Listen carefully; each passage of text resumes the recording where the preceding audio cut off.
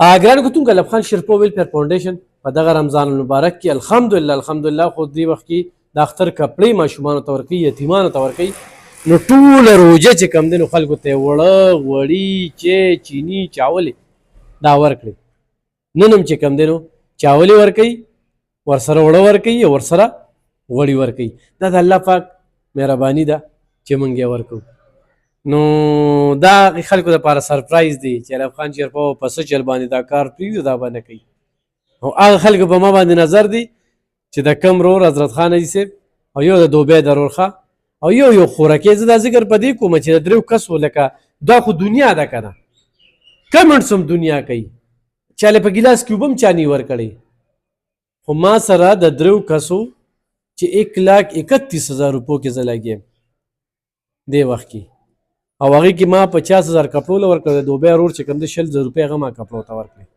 خورکې چې کوم دی 23,000 روپۍ را لېږلې وي، 27 را لېږلې وي، خو 3,000 پکې ما بل چاله ورکړې. 23,000 ما په سودا کې واچولي.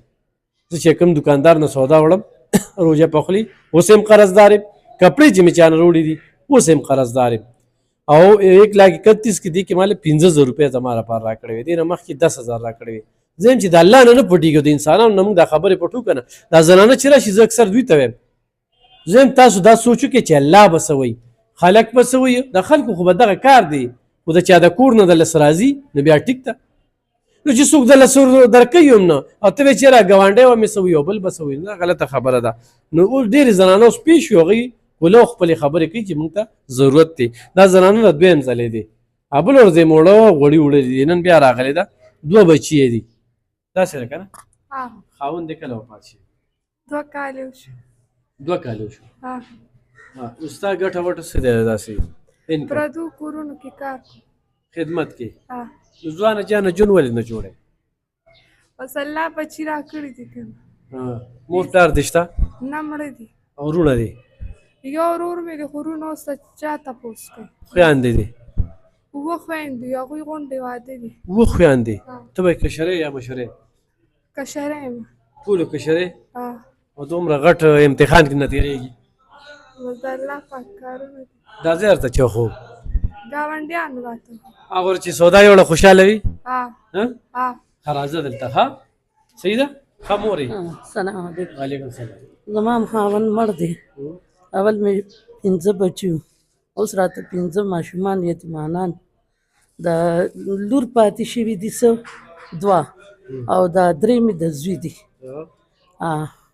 او دغه پردی کار او پردی خدمت مو سپورې وکړو، ناجوړ یم، بیمار یم. بس الله دې رحم وکړي. دا ځای راته چا وښه خو راتلی نه شم. نو اوس مې دې ته ویل چې اخته خو تاسو ځئ نو زه هم در سره ځم چې خدای م جمدي لره. دا دې ګاونډی ده او دلته په لومړي ځل رالې؟ زه په لومړي ځل رالم.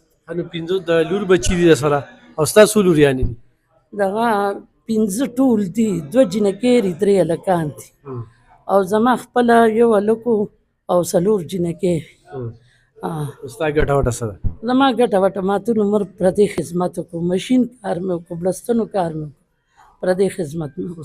مشین کولی شي شته سره؟ نو اوس مشین مې اوس ډېر خراب دی، خلک رانه غواړي راته وایي چې وکړه، او خو بس مشین مې خراب دی. بلې زنانه له مشین چل ورځي؟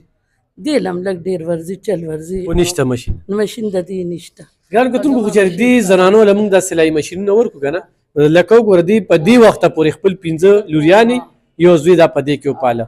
نو خو څوکي چې دې 2 زنانو دپاره سلایي مشین بندوبست کوي نو بالکل به ورته میلاویږي. ستاسو امانت وي او د دوی کار به پرې رواني، ضرور سره مدد وکړي.